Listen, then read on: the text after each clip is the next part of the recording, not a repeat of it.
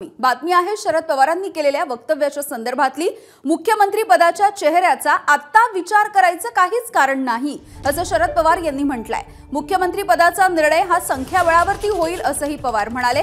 1977 मध्ये सुद्धा सर्व एकत्र आले होते। निवडणुकीच्या नंतर मोरारजींचं नाव समोर आल्याचं पवारांनी सांगितलंय। तर स्थिर सरकार देणं हेच आमचं उद्दिष्ट असल्याचं पवारांनी स्पष्ट केलंय।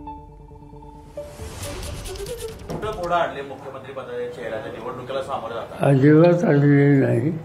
त्याचा आता विचार करायचं काही कारण नाही।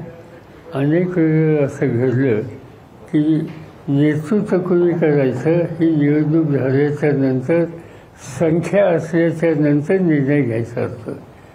आज कशाचा काही फटका नाही। अजून बहुमत आहे, बहुमत मिळेल असं वातावरण आहे, त्याच्यामध्ये शंका नाही। पण त्यासाठी आत्ताच काही मांडणी करण्याची आवश्यकता नाही आहे।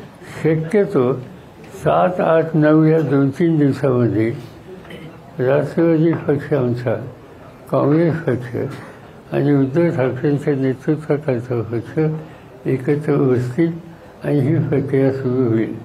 मी त्या चर्चेत नाही आहे, आमचे बाकीचे सहकारी। माझी फक्त इच्छा एकच आहे, महाराष्ट्रात काही ठिकाणी डाव्या विचारसरणीचे काही पक्ष आहेत आणि कालच्या निवडणुकीमध्ये या सगळ्यांनी आम्हा सगळ्यांना सहकार्याने साथ दिली होती। त्यामुळे त्यांच्यासह ही चर्चा करावी। तर मुख्यमंत्री पदाच्या चेहऱ्याबाबत पवार हे बरोबर बोलले असं नाना पटोले यांनीही म्हटलंय। उद्धव ठाकरेंच्या मागणीच्या आधीच या विषयावरती बोलून झालं असंही पटोले म्हणाले। तर मुख्यमंत्री पदासाठी कुणीही लढत नाही असं आदित्य ठाकरेंनी स्पष्ट केल्याचं कळतंय। जागा वाटपाच्या वेळी रस्सीखेच ही होणारच आहे असं आदित्य ठाकरे म्हणाले। पवार म्हटले की महाविकास संख्या आल्यानंतर मुख्यमंत्री पदाचा चेहरा ठरेल, मुख्यमंत्री पद कोणाकडे जाईल हे ठरेल। काय म्हणाले शरद पवार असे म्हणालेत की महाविकास आघाडीचं संख्या ही ठरल्यानंतर मग मुख्यमंत्री पदाचा चेहरा ठरेल। त्याने काय चुकीचं काय बोलले? बरोबर, महाविकास आघाडी म्हणूनच आम्ही पुढे जाणार आहोत आणि महाविकास आघाडीला जेव्हा आमचं संख्याबळ आल्यानंतरच तिथं मुख्यमंत्र्याचा चेहरा। मुख्य गोष्ट हीच आहे, कोणी मुख्यमंत्री पदासाठी लढत नाहीये। आम्हाला सरकार ह्यासाठी बनवायचंय कारण जे महाराष्ट्र द्वेष्टी भाजपा आहे त्यांना हद्दपार तुमच्या पक्षाची मागणी होती की मुख्यमंत्री पदाचा चर्चा आम्ही करत राहू। बघा, तुम्हाला अजून एक सांगतो, सीट शेअरिंगच्या वेळी खेचताणी होणार, त्याच्यात असं कोणी वाटून घेऊ नका की काहीतरी तुटतंय, कारण खेचताणी ही झालीच पाहिजे। नाही झाली तर कोणाची ताकद नाहीये।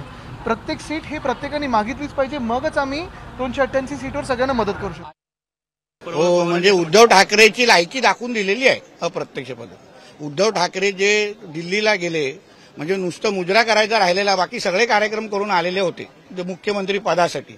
आता पण ज्या आरती पवार साहेबांचे सारखे ज्येष्ठ महाविकास आघाडीच्या नेतृत्वाने अगर अशी भूमिका घेतली तर उद्धव ठाकरेचं दुकान मुख्यमंत्री संदर्भात कायमस्वरूपी बंद झालेलं आहे। एबीपी माझा, उघडा डोळे बघा नीट।